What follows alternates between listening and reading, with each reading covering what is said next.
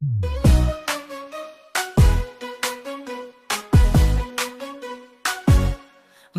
bergerak bersama guru penggerak, menebar manfaat bagi pendidikan merdeka. Lekas bergerak dalam pendidikan penggerak, ciptakan generasi unggul penopang bangsa. Mari bergerak, lekas bergerak, dan selalu.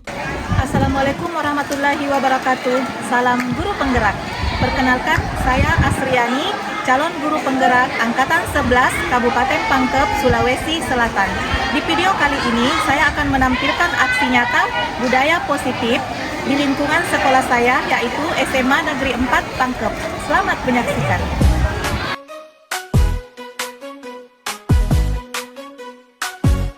Mari bergerak bersama guru penggerak, menebar manfaat bagi pendidikan merdeka. Lekas bergerak dalam pendidikan penggerak, ciptakan generasi unggul penopang bangsa. Mari bergerak, lekas bergerak, dan selalu menggerakkan.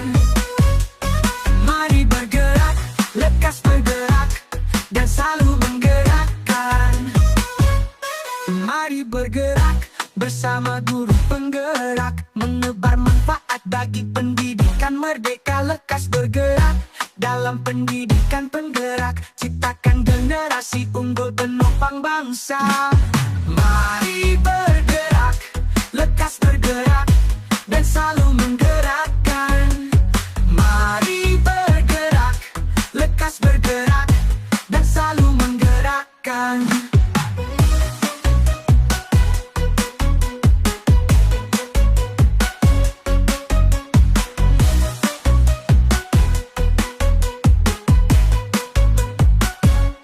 Mari bergerak bersama guru penggerak, menebar manfaat bagi pendidikan merdeka. Lekas bergerak dalam pendidikan penggerak, ciptakan generasi unggul penopang bangsa. Mari bergerak, lekas bergerak, dan selalu menggerakkan.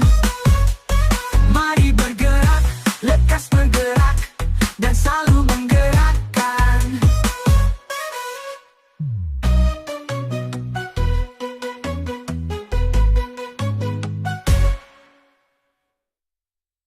Mari bergerak bersama guru penggerak, menebar manfaat bagi pendidikan merdeka. Lekas bergerak dalam pendidikan penggerak, ciptakan generasi unggul penopang bangsa. Mari bergerak, lekas bergerak, dan selalu menggerakkan. Mari bergerak, lekas bergerak, dan selalu menggerakkan. Mari bergerak bersama guru penggerak, menebar manfaat bagi pendidikan merdeka. Lekas bergerak dalam pendidikan penggerak, ciptakan generasi unggul penopang. Assalamualaikum warahmatullahi wabarakatuh. Puji syukur kita panjatkan atas kehadirat Allah Subhanahu wa Ta'ala, karena atas berkat, rahmat dan hidayahnya sehingga kita dapat berkumpul pada siang hari ini dalam kegiatan aksi nyata diseminasi budaya positif SMA Negeri 4 Pangkep. Tak lupa pula kita kirimkan salam dan salawat kepada junjungan Nabi besar kita, Nabi Muhammad SAW. Baik, untuk acara selanjutnya, marilah kita bersama-sama membuka acara kita pada hari ini dengan mengucapkan basmalah. Baik, selanjutnya saya persilahkan kepada Bapak Kepala UPT SMA Negeri 4 Pangkep untuk menyampaikan sepatah kata dan serta membuka acara aksi nyata diseminasi budaya positif SMA Negeri 4 Pangkep. Kepada Bapak Abdul Hamid SPD dengan hormat saya persilahkan. Bismillahirrahmanirrahim. Assalamualaikum warahmatullahi wabarakatuh. Syukur alhamdulillah pada hari ini kembali salah satu rekan kita yaitu Ibu Asriani SPD MPD mengadakan seminar. Alhamdulillah kita doakan Mudah-mudahan salah satu guru kita ini bisa kembali menjadi guru penggerak. Dan saya sangat berharap agar guru-guru yang terutama guru yang masih muda agar mengikuti jejak para senior kalian yang telah menunjukkan kemampuan mereka. Walaupun sebenarnya hal ini tidak dibatasi oleh umur, dan saya tahu bahwa untuk mencapai tahap seperti yang telah dicapai oleh anak kita, rekan-rekan kita, itu bukanlah suatu hal yang mudah. Oleh karena itu saya mewakili SMA Negeri 4 Pangkep mengucapkan banyak terima kasih. Semoga apa yang kita lakukan mendapat rahmat dan balasan dari Allah Subhanahu wa Ta'ala. Amin. Demikianlah, dan mudah-mudahan kegiatan ini bisa kita ikuti dengan baik sebagai salah satu kegiatan yang dilakukan oleh calon guru penggerak, yaitu berbagi praktik baik dengan tema diseminasi budaya positif di SMA Negeri 4 Pangkep. Demikianlah yang dapat saya sampaikan. Wabillahi taufiq wal hidayah. Assalamualaikum warahmatullahi wabarakatuh. Baik, untuk selanjutnya saya persilahkan kepada Ibu Haji Asriani SPD MPD untuk menyampaikan materi tentang diseminasi budaya positif. Kepada Ibu dengan hormat saya persilahkan.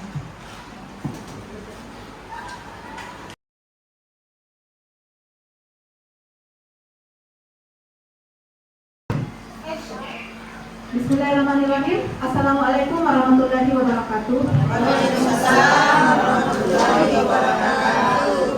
Syukur alhamdulillah, terima kasih Bapak Ibu guru atas dukungannya. Terima kasih Bapak Kepala Sekolah atas kesempatan yang diberikan kepada saya untuk memberikan diseminasi budaya positif yang merupakan aksi nyata sebagai calon guru penggerak di angkatan 11. Baik Bapak Ibu, langsung saja mungkin bisa di next. Nah Bapak Ibu, sebelum kita mulai seperti judulnya yaitu budaya positif. Nah Bapak Ibu, mari kita dulu senyum selama 30 detik. Nah Bapak Ibu silakan mencari teman yang bisa ditemani senyum. Silakan Bapak Ibu. Nah Pak Indah bisa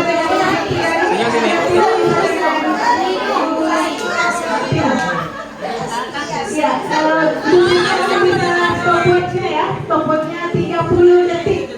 Nah, ya boleh berdiri Bapak Ibu, boleh berdiri. Boleh berdiri, kemudian bersama dengan pasangan tempat dulunya, silakan saling berhadapan.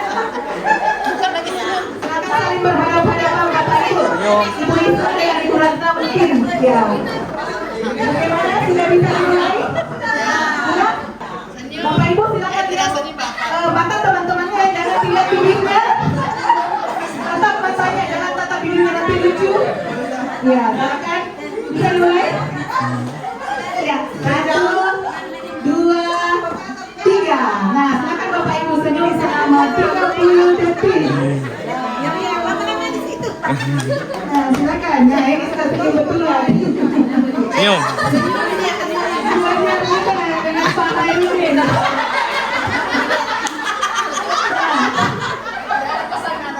Bukan cuma senyum Bapak Ibu, tapi sudah ketawa.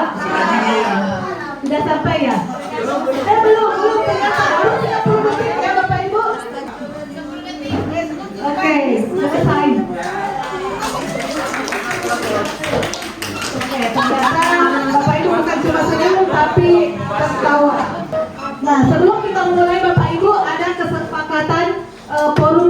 diskriminasi yang harus kita sepakati. Nah, di sini sudah ada contohnya kesepakatan kelasnya, yaitu yang pertama menghargai orang lain, yang kedua adalah menjadi pendengar yang baik.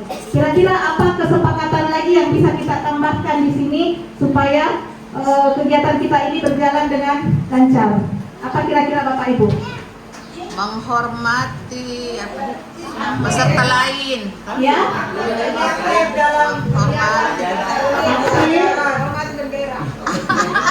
dalam kegiatan. Saling menyayangi. Tidak Membuling. menggunakan HP. Aduh. Tidak menggunakan HP. Tidak Apa lagi membuling. kira-kira Bapak Ibu? Tidak membuling teman. Tidak terlambat datang ke sekolah. Ini kesepakatan pada saat kegiatan kita hari ini.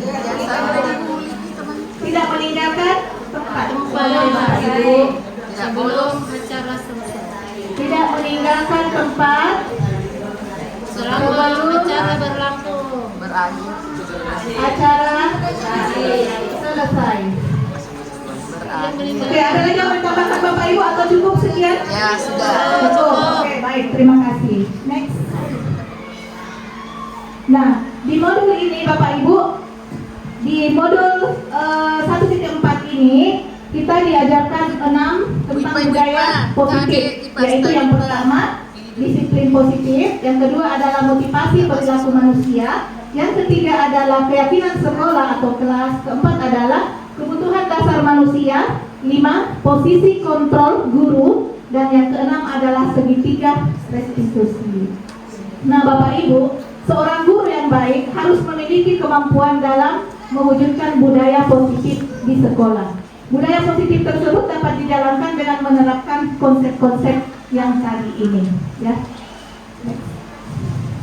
Nah, Bapak Ibu, terkait dengan disiplin positif. Nah, kira-kira yang Bapak Ibu ketahui apa itu disiplin positif? Yang bagaimana itu? Angkat tangan.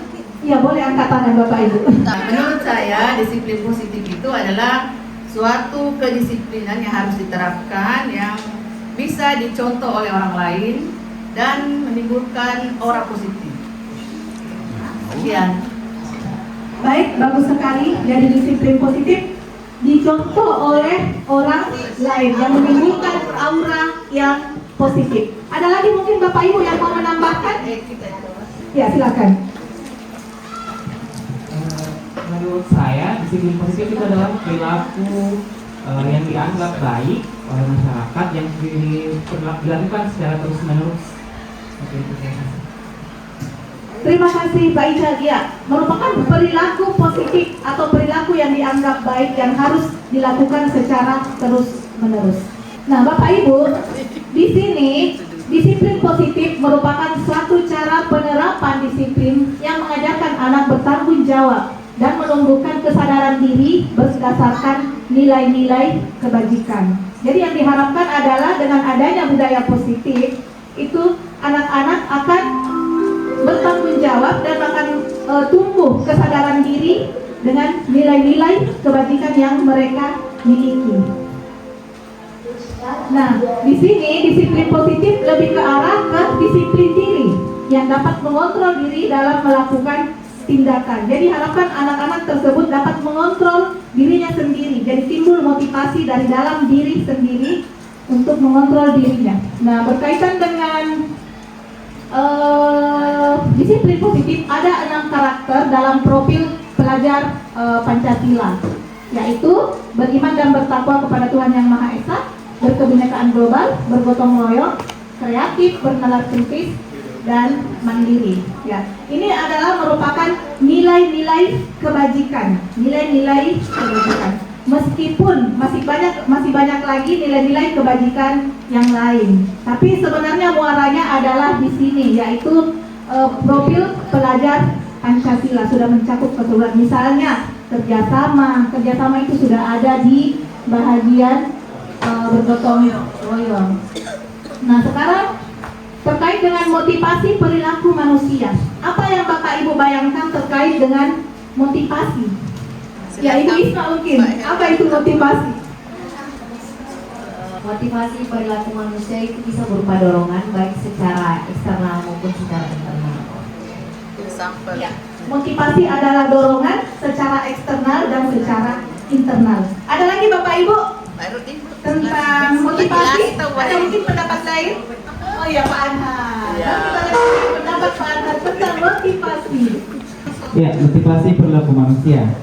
Motivasi perilaku manusia di sini adalah dorongan dari dalam diri seseorang untuk bagaimana seseorang tersebut menjadi lebih baik. Ya, terima kasih.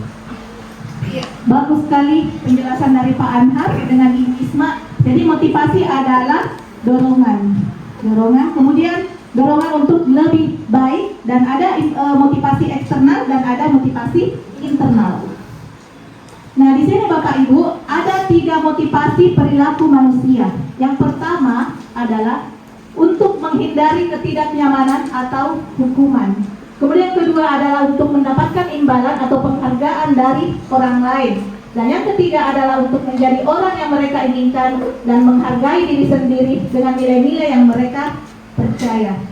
Nah, dari 3 motivasi ini akan terbagi 2 lagi. Seperti yang dikatakan oleh Ibu Isma tadi, ada motivasi internal dan ada motivasi eksternal. Motivasi internal adalah yang ketiga ini, yaitu untuk menjadi orang yang mereka inginkan dan menghargai diri sendiri dengan nilai-nilai yang mereka percaya. Kemudian motivasi eksternal atau motivasi yang datangnya dari luar diri kita itu adalah menghindari ketidaknyamanan atau hukuman. Untuk mendapatkan imbalan atau penghargaan dari orang lain, itu adalah merupakan motivasi eksternal. Nah, begitupun dengan peserta didik kita. Yang manakah dari ketiga motivasi ini yang paling kita harapkan muncul dari dalam diri peserta didik kita? Tentu saja motivasi yang ketiga, yaitu motivasi internal. Ya, jangan karena mau mendapatkan hadiah, mau mendapatkan penghargaan, mau dikatakan bahwa anak-anak didik kita itu adalah orang yang rajin, sehingga mereka cepat datang. Jangan karena tidak enak kalau kita selalu ditegur, sehingga kita cepat datang ke sekolah. Jadi diupayakan bahwa bagaimana membangkitkan motivasi internal, yaitu mereka memang menjadi orang yang mereka inginkan dan menghargai diri mereka sendiri. Nah, sekarang yang ketiga, yang berikutnya adalah tentang keyakinan sekolah atau keyakinan kelas. Nah, ini keyakinan sekolah atau keyakinan kelas adalah berupa pernyataan-pernyataan universal yang mudah diingat dan dipahami dan harus diterapkan di lingkungan sekolah. Bapak Ibu di kelas yang merupakan wali kelas sudah membuat kesepakatan kelas. Nah, sebaiknya kesepakatan kelas itu bisa diturunkan lagi menjadi keyakinan kelas. Karena kalau kesepakatan kelas itu baru berupa peraturan. Peraturan itu akan lebih efektif apabila menjadi satu keyakinan dan bisa menggunakan kata-kata yang lebih singkat. Di sini guru berperan dalam mewujudkan terbentuknya keyakinan kelas dengan adanya kesepakatan antara guru dan murid. Jadi keyakinan kelas itu bukan dibuat oleh wali kelas sendiri atau dibuat oleh siswa sendiri, tapi ada kesepakatan. Jadi yang membuatnya itu adalah guru dan peserta didik, atau guru dengan murid atau siswa. Nah, ini adalah contoh keyakinan kelas yang kami dapatkan di CGP. Nah, ini misalnya kita ambil nilai kebajikan hormat. Nah, ini tampak sepertinya adalah datang tepat waktu, menyapa teman, mengembalikan barang teman yang telah dipinjam. Kemudian kebalikannya adalah sering hadir terlambat, tidak acuh kepada teman, tidak mengembalikan barang, dan sebagainya. Kemudian untuk nilai kebajikan bekerja, tekun bekerja, menyerahkan tugas, memberikan hasil terbaik, kemudian tidak mendengarkan guru, tugas tidak diberikan, asal-asalan mengerjakan tugas, itu tidak tampak seperti ini. Yang hormat dengan bekerja, Bapak Ibu bisa nanti dengan apa yang ada yakini di kelasnya, cenderung kemana. Kemudian rasa diterima dan dimiliki. Nah, ini contoh keyakinan kelas, sama itu bagian yang tadi ya, bagian ini tabel Y. dan ini tabel T. Itu terdengar, terlihat, dan berperilaku. Ya. Kemudian ada lagi kita membuat guru tugasnya apa, murid tugasnya apa. Apakah guru boleh menyakiti atau disakiti? Tidak boleh. Tidak boleh ya. Nah, di sini tugasnya guru mengajar, mendidik, menjawab pertanyaan dan sebagainya. Sementara tugas murid adalah belajar, mencoba menghasilkan yang terbaik, bertanya jika tidak paham. Ya. Nah, ice breaking lagi Bapak Ibu. Iya, tepuk tangan. Bukan ice cream ya, tapi ice breaking. Nah, ice breakingnya mau bagaimana? Tepuk semangat saja ya. Ya, baiklah. Tepuk semangat.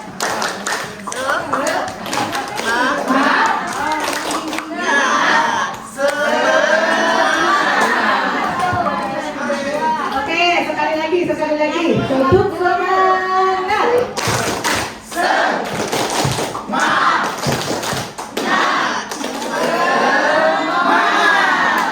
Oke, semoga bisa semangat lagi. Lanjut. Nah, sekarang kebutuhan dasar manusia. Nah, kembali lagi Bapak Ibu, terkait dengan kebutuhan dasar manusia. Yang manakah itu kebutuhan dasar manusia? Itu ada dolarnya. Kopi-kopinya. Ada tanda roti. Iya betul sekali. Kebutuhan dasar manusia salah satunya adalah dolar. Iya, betul sekali. Nah, sekarang ada lagi kira-kira yang lebih baik lagi. Kebutuhan apa ya kira-kira? Pangan. Oke. Sandang. Diakui sebagai manusia, ya itu kebutuhan, harus diakui sebagai manusia. Betul sekali. Nah, sekarang coba perhatikan Bapak Ibu. Ketika seorang murid melakukan suatu perbuatan yang bertentangan dengan nilai-nilai kebajikan atau melanggar peraturan, hal itu sebenarnya dikarenakan mereka gagal memenuhi kebutuhan dasar mereka. Ya Allah. Nah, kita lihat apa kira-kira kebutuhan dasar Senyum. manusia. Nah, di sini Bapak Ibu, kebutuhan dasar manusia yang kami pelajari adalah yang pertama, kebutuhan bertahan hidup. Yang kedua adalah kebutuhan akan kasih sayang dan rasa diterima. Yang ketiga adalah kebutuhan penguasaan. Yang keempat adalah kebebasan. Dan yang kelima adalah kebutuhan akan kesenangan. Bagaimana mungkin Bapak Ibu kalau misalnya siswa kita mau belajar dengan baik sementara perutnya kelaparan? Ya. Apakah mereka bisa belajar? Tidak. Tentu saja, karena kebutuhan bertahan hidupnya tidak terpenuhi. Nah, seperti itu Bapak Ibu. Nah, sekarang studi kasusnya seperti ini. Ibu Rita, guru wali kelas 9, sedang bingung, ada kayaknya sini, menghadapi salah satu siswa di kelasnya, yaitu Anton. Beberapa anak telah mengeluhkan Anton yang sering sekali meminta bekal makan siang mereka dengan paksa. Jika Anda menghadapi situasi seperti Ibu Rita, apa yang akan Anda lakukan? Dan menurut Anda, kira-kira apa alasan Anton melakukan hal itu? Ya. Ada yang bisa menjelaskan kira-kira sebagai Ibu Rita? Saya mau. Baik, silahkan. Baiklah, saya akan berakting sebagai Ibu Rita. Jadi ceritanya ini Anton ini selalu si Anton selalu tidak bawa bekal. Akhirnya dia selalu memaksa temannya untuk memberikan bekal yang mereka bawa. Karena saya sebagai Ibu Rita mau berusaha bijaksana, jadi saya berpikiran, oh mungkin ini si Anton kasihan, anak-anak yang kurang diperhatikan di keluarganya. Jadi kalau begitu saya minta anak-anak untuk mengumpulkan dulu bekalnya, kemudian kita berbagi kepada Anton, meskipun hanya beberapa atau potongan-potongan rotinya, supaya Anton juga tidak merasa tersisihkan. Ya. Terima kasih jawabannya Ibu Nurhayati. Nah, sekarang kita lihat. Nah, sekarang bagaimana kita memberikan solusi kepada Anton ini yang tadi? Nah, sekarang berkaitan dengan 5 kebutuhan dasar manusia, itu bisa kita lihat dari jawaban Anton. Nah, alasan Anton, kita lihat alasannya Anton ya, ketika diwawancarai oleh gurunya. karena ia lapar dan orang tuanya tidak membawakannya bekal makan siang. Maka kebutuhan dasar yang sedang berusaha dipenuhi oleh Anton adalah kebutuhan untuk bertahan hidup. Oke. Kemudian kita lihat lagi kalau alasan Anton yang kedua, karena dia merasa senang, temannya jadi memperhatikan dia ketika temannya melaporkan tindakannya itu pada gurunya dan gurunya memberitahu orang tuanya, sehingga orang tuanya jadi memperhatikan dia. Maka kebutuhan dasar yang sedang dipenuhi Anton adalah kebutuhan akan kasih sayang dan rasa diterima oleh teman-temannya. Anton sedang berusaha memenuhi kebutuhannya, yaitu akan kebebasan. Oke. Nah, itu ya. Jadi solusi bisa kita capai apabila kita mengetahui apa alasan anak ini dalam melakukan dari permasalahannya tersebut. Jadi harus diketahui dulu apa alasannya, baru kita menentukan kebutuhan dasarnya ini yang tidak terpenuhi, yang dia berusaha untuk penuhi ini, baru kita mencarikan solusi yang tepat. Oh iya, masih ada alasan yang kelima ya. Ia melakukan karena iseng. Nah, ini biasa yang kita temui ya di anak didik kita, yaitu karena iseng. Dia senang menikmati ekspresi wajah teman-temannya yang kesal karena diambil makanannya. Dia merasa bahwa itu adalah lucu. Maka berarti Anton sedang berusaha memenuhi kebutuhan akan kesenangan. Iya. Nah, sekarang Bapak Ibu, posisi kontrol guru. Posisi kontrol guru. Apa yang terbayang dari Bapak Ibu? Apa yang sedang Bapak Ibu pikirkan ketika mendengar kata-kata ini, yaitu posisi kontrol guru? Apa itu? Fasilitator. Oke, baik. Bagus. Motivator, manajer dari Pak Anhar. Bagus. Pemberi solusi. Ya. Narasumber. Iya. Oh, jangan kalkulator Bapak Ibu. Oke, next. Nah, di sini Bapak Ibu ada 5 posisi kontrol guru. Yang pertama adalah guru sebagai penghukum. Yang kedua adalah guru sebagai pembuat rasa bersalah. Yang ketiga adalah guru sebagai teman. Yang keempat adalah guru sebagai pemantau. Dan yang kelima adalah guru sebagai manajer. Nah, kira-kira apa itu? Kenapa ada 5 posisi kontrol guru? Nah, sekarang kita lihat video yang satu ini sambil berefleksi Bapak Ibu ya. Kira-kira kita ini berada di posisi yang mana? Apakah di penghukum, pembuat rasa bersalah, sebagai teman, sebagai pemantau, atau sudah menjadi manajer? Mari kita saksikan kasus Naren yang terlambat hadir 20 menit di sekolah dan melihat bagaimana kelima posisi kontrol dalam menghadapi masalah tersebut.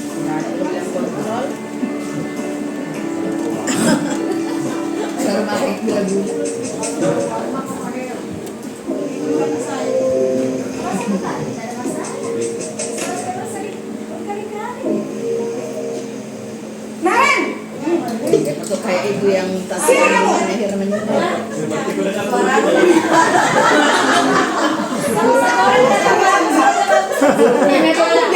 Pasti terlambat. Aku, saya. Apa coba? Alasan kamu apa lagi? Kenapa sih kamu tidak terlambat?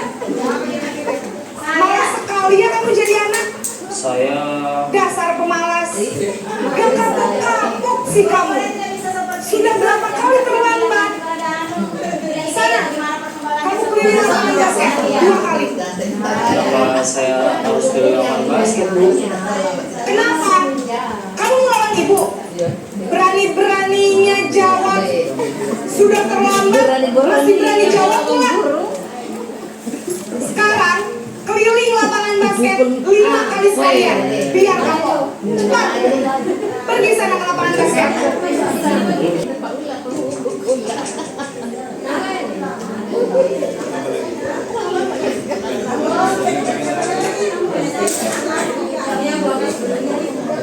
Naren! Gurunya tidak pakai jilbab. Selamat pagi, Bu. Naren, kamu kenapa terlambat lagi, nak. Ya Tuhan, Naren. Kamu senang ya bikin ibu susah ya?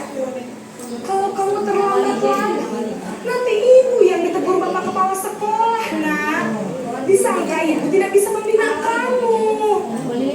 Duh, gimana ini? Maaf Bu, maaf sekali. Ya sudah, lain kali jangan bikin ibu susah lagi ya, nak ya.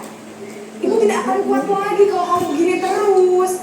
Bisa jantungan kalau ibu tegur bapak. Masya Allah. Maaf ya Bu, maaf sekali.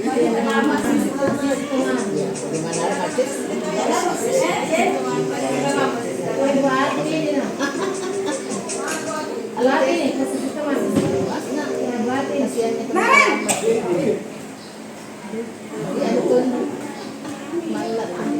Selamat pagi Bu. Wah, sudah jam berapa ini, nak?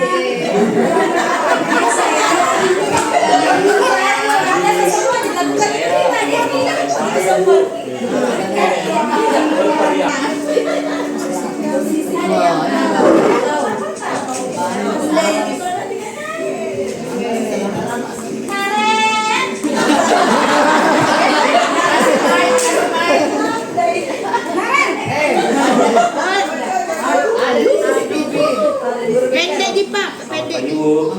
Naren, apa peraturan sekolah kita?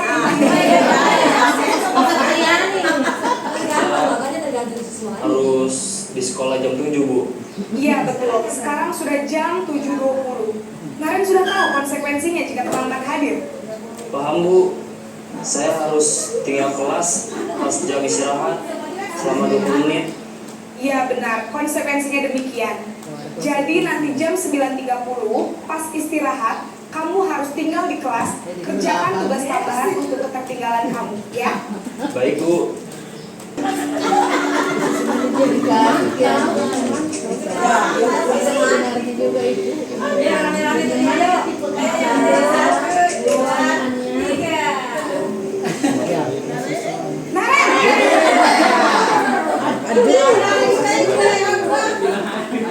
Pagi Bu. Maaf Bu, saya terlambat. Iya, sekolah masuknya jam 7, sekarang sudah jam 7.20. Jadi sekarang bagaimana ya, Naren? Maaf Bu, saya lupa setel alarm saya semalam. Baiklah, menurut kamu, keyakinan sekolah yang mana yang perlu kamu tingkatkan? Menghargai diri sendiri dan orang lain mungkin ya Bu. Setuju. Jadi, apakah Naren meyakini prinsip saling menghormati tersebut? Iya Bu, saya meyakininya. Apakah Naren bersedia memperbaiki masalah keterlambatan? Bersedia Bu. Bagaimana kamu akan perbaiki masalah keterlambatan ini? Saya akan coba untuk tidak lupa menyetel alarm saya Bu. Baik, kalau Naren lupa menyetel alarm di rumah, ada orang yang kira-kira bisa bantu mengingatkan tidak? Ada Bu, kakak saya, Kak Emma. Ada lagi selain Kak Emma? Selain Kak Emma, ada ibu saya. Baik, jadi yang mengingatkan Naren adalah Kak Emma dan ibu kamu ya? Kira-kira akan mulai start alarm kapan nih, Naren? Setelah pulang sekolah, akan segera saya lakukan. Baik, jadi Naren akan setel alarm untuk bangun besok pagi dan akan diingatkan oleh kakak dan ibunda Naren ya. Ada lagi yang mungkin perlu dilakukan, Naren, agar tidak terlambat bangun lagi? Tidak ada Bu. Baik, Naren, terima kasih untuk kerjasama kamu. Sekarang kamu boleh kembali ke kelas untuk belajar. Baik Bu, terima kasih.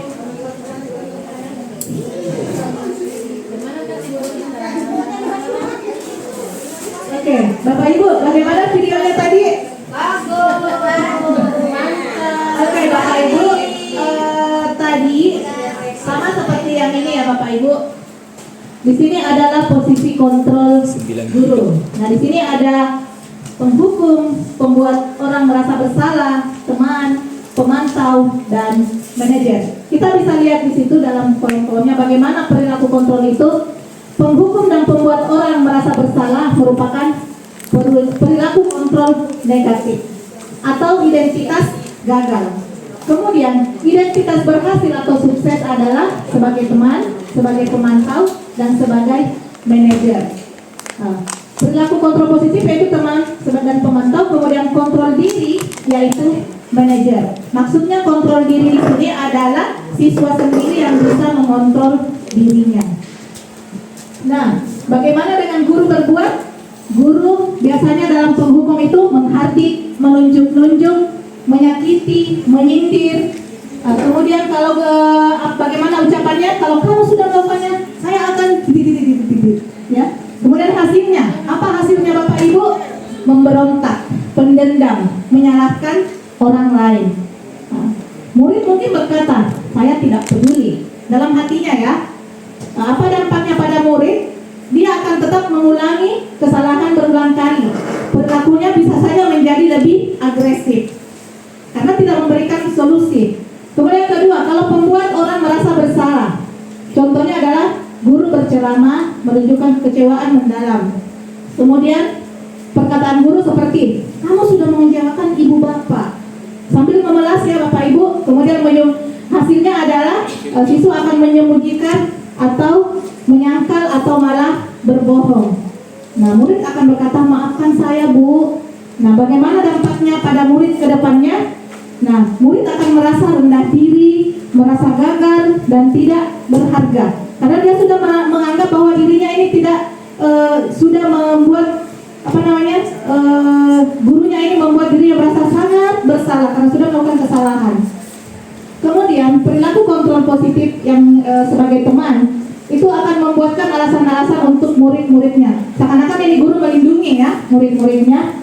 Contoh perkataannya, lakukan untuk ibu ya, lakukan untuk bapak ya. Ya sudah, nanti bapak ibu bantu bereskan. Kamu tenang saja. Nah, ini hasilnya adalah ketergantungan. Murid akan tergantung kepada guru tersebut. Dan murid mungkin berkata dalam dirinya, saya pikir bapak atau ibu adalah teman saya. Nah, apa hasilnya? Apa dampak pada murid? Yaitu tergantung. Murid akan tergantung, tidak mandiri, dan tidak bisa memutuskan apa yang akan dia lakukan. Kemudian perilaku kontrol positif yang kedua yaitu pemantau.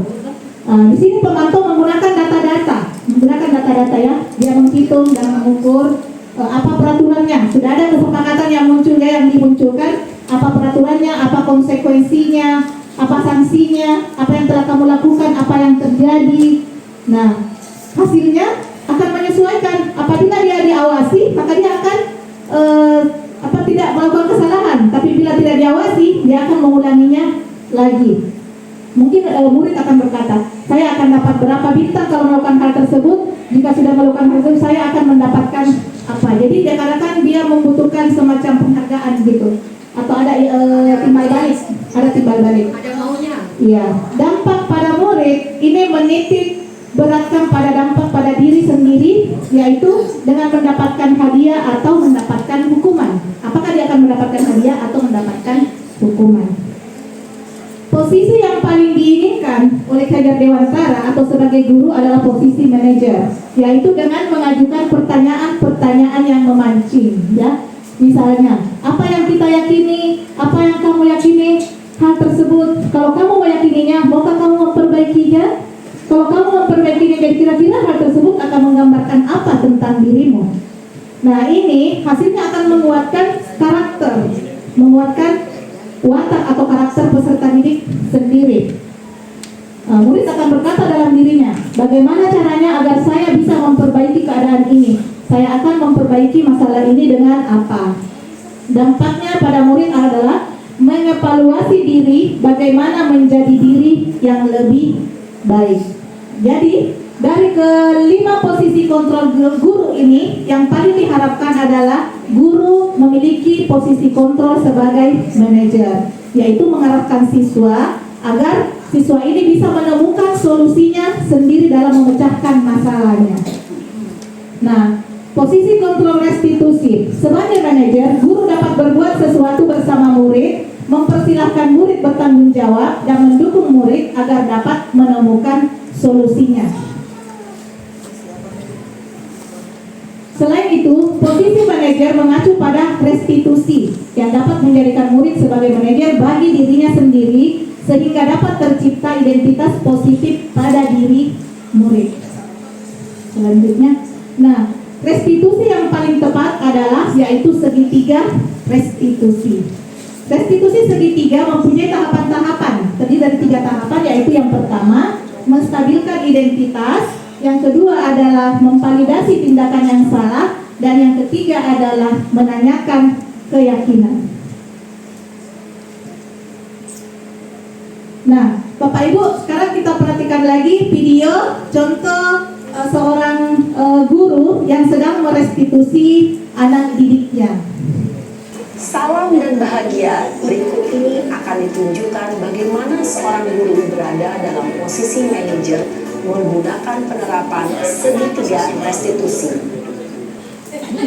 Siang Pak. Sudah lama ya kenapa hari ini begitu? Kesel Pak, kesel banget. Masa aku dikatain seperti itu Pak? Ya aku marah lah. Aku masih ngatain Eka di depan kelas. Kesel banget. Oh begitu.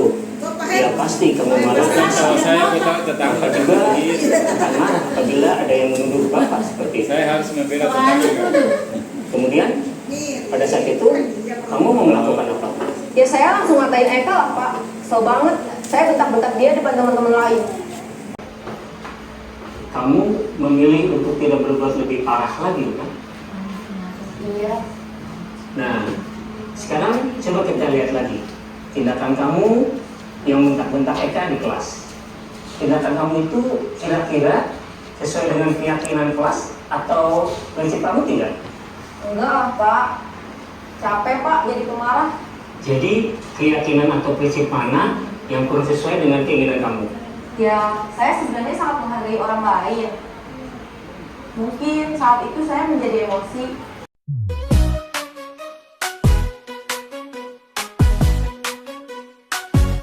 Mari bergerak bersama guru penggerak, menebar manfaat bagi pendidikan merdeka. Lekas bergerak dalam pendidikan penggerak, ciptakan generasi unggul penopang bangsa. Mari bergerak, lekas bergerak, dan selalu menggerakkan.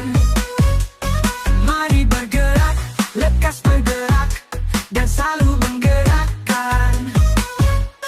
Mari bergerak bersama guru penggerak, menebar manfaat bagi pendidikan merdeka. Lekas bergerak dalam pendidikan penggerak, ciptakan generasi unggul penopang bangsa. Mari bergerak, lekas bergerak, dan selalu menggerakkan. Mari bergerak, lekas bergerak, dan selalu menggerakkan.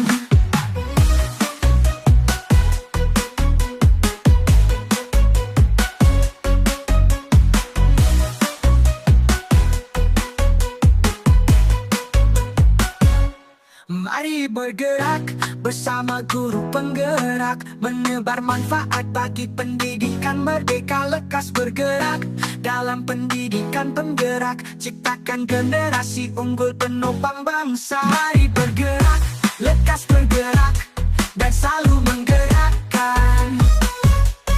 Mari bergerak, lekas bergerak, dan selalu menggerakkan.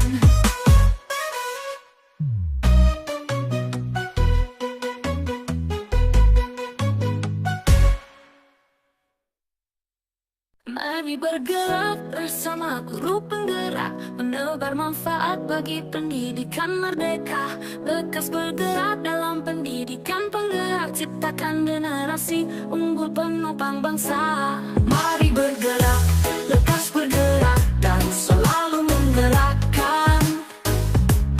Mari bergerak, lekas bergerak, dan selalu menggerakkan. Mari bergerak bersama guru penggerak, menebar manfaat bagi pendidik. Menyambutnya di pintu gerbang dan ditegur. Kamu sudah terlambat dan melanggar peraturan sekolah. Jadi indikatornya itu di sini. Ya sudah, kamu sudah melanggar peraturan sekolah. Kamu salah, sudah terlambat dan salah pula warna sepatunya. Segera buka sepatumu. Kalau tidak bisa mengenakan sepatu warna, harusnya sepatu itu sesuai peraturan. Itu Bu yang menjadi indikator kalau Bapak atau posisinya sebagai penghukum. Jadi kasus kedua itu, kasus 2 itu adalah kondisi di mana Ibu Dani sedang menjelaskan pelajaran bahasa Inggris di papan tulis, tapi beliau ternyata memiliki siswa yang bernama Fajar yang ternyata tidur-tiduran. Tidur-tiduran dan ternyata acuh tak acuh pada pelajaran hari itu. Nah, sehingga Fajar kemudian dihukum oleh Ibu Dani untuk menyanyi di konseling sampai akhirnya muncul pertanyaan bagaimana muncul pernyataan dari Ibu Dani yang mengatakan bahwa gimana kamu Fajar, kamu tidak kasihan sama ibu ya, ibu sudah capek-capek mengajar kamu, tidak kasihan sama ibu. Nah, itu merupakan penutup dari Ibu Dani. Lalu pertanyaan yang kami dapatkan adalah pertama, posisi kontrol apa yang diambil oleh Ibu Dani dalam pendekatannya kepada Fajar. Yang kedua adalah guru sebagai pembuat rasa bersalah. Lalu kemudian membaca sikap Fajar, kira-kira kebutuhan apa yang diperlukan oleh Fajar. Hasil diskusi kami itu menunjukkan bahwa Fajar itu ingin dibimbing dan ingin dipahami serta ingin diberikan perhatian dan kasih sayang. Untuk Fajar, kasih sayang. Yang diambil oleh Ibu Dani dalam pendekatannya kepada Fajar adalah posisi pembuat rasa bersalah. Nah, itu bisa kita lihat dari ketika dia mengatakan, ayo Fajar, makanya jangan tidur-tiduran, lain kali perhatikan, sudah sana duduk kembali, kira-kira siapa yang bisa. Nah, itu ya. Nah, ini juga, gimana kamu Fajar, kamu tidak kasihan sama ibu ya, ibu sudah capek-capek mengajarkan kamu, tidak kasihan sama ibu. Nah, itu posisi rasa pembuat rasa bersalah. Nah, membaca sikap Fajar, kira-kira kebutuhan apa yang diperlukan oleh Fajar. Oke. Nah, itu tadi kebutuhan rasa diterima ya, bisa tergantung sesuai dari apa yang diucapkan oleh Fajarnya juga. Apakah dia merasa ingin dihargai, dia diterima, atau mungkin juga kebutuhan akan kebebasan. Mungkin dia bosan dengan guru bahasa Inggrisnya yang menjelaskan terus sehingga dia merasa bosan, maka itu adalah kebutuhan akan kebebasan. Silakan. Assalamualaikum warahmatullahi wabarakatuh. Baiklah, kami akan mempresentasikan kasus yang ketiga, yaitu antara Anton dan Dino. Nah, di sini pertanyaan yang pertama yaitu, 1. Posisi kontrol apa yang telah dipraktikkan oleh kepala sekolah Ibu Tuti, atau hal-hal apa saja yang dilakukannya sehingga Anda berkesimpulan demikian. Yang pertama, berdasarkan penjelasan dari narasumber sebelumnya, kami dari kelompok 3 memutuskan permasalahan dari kasus ketiga antara Anton dan Dino, maka posisi Ibu Suti adalah sebagai control manager. Nah, karena hal ini ada beberapa bukti didapatkan dari pembahasan kasus di mana Ibu Suti berusaha untuk melerai atau memberikan menenangkan kedua orang yang bertikai antara Dino dan Anton. Nah, jadi posisi Ibu Suti adalah sebagai manajer, dulu sebagai manajer. Mungkin ada yang mau ditanyakan, insya Allah kalau saya bisa jawab, saya jawab. Kalau tidak ada juga di saya yang bisa menjawab. Silakan Ibu. Ya, assalamualaikum warahmatullahi wabarakatuh. 5 tadi posisi kontrol.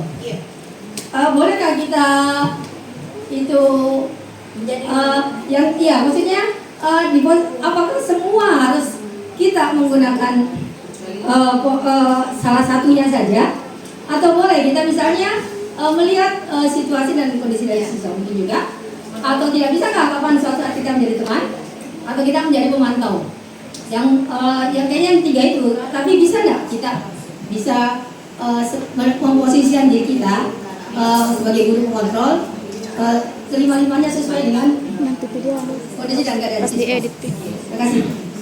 Laksanakan kelima posisi kontrol ini, begitu maksudnya mungkin ya, atau harus menerapkan posisi kontrol sebagai manajer.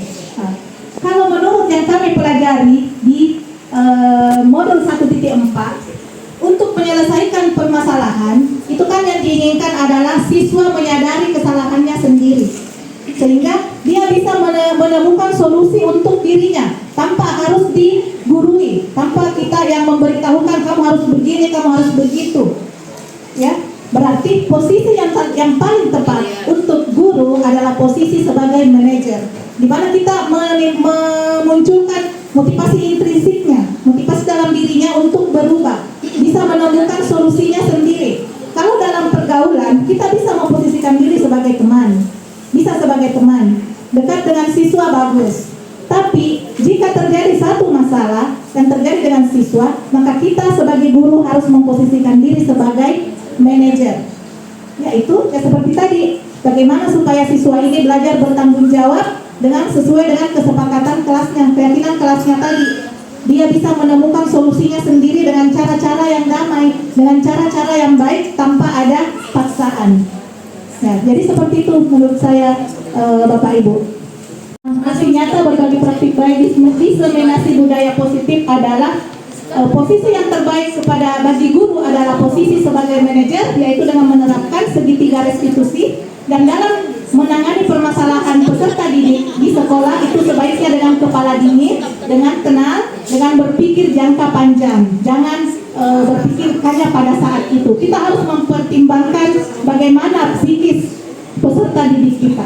Saya kira demikian Bapak Ibu. Terima kasih atas perhatiannya, atas kebersamaannya hari ini.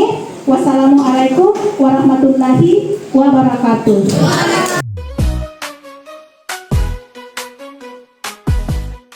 Demikianlah video aksi nyata saya. Semoga bisa menginspirasi, bergerak, tergerak, menggerakkan. Assalamualaikum warahmatullahi wabarakatuh. Dalam pendidikan penggerak, ciptakan generasi unggul penopang bangsa.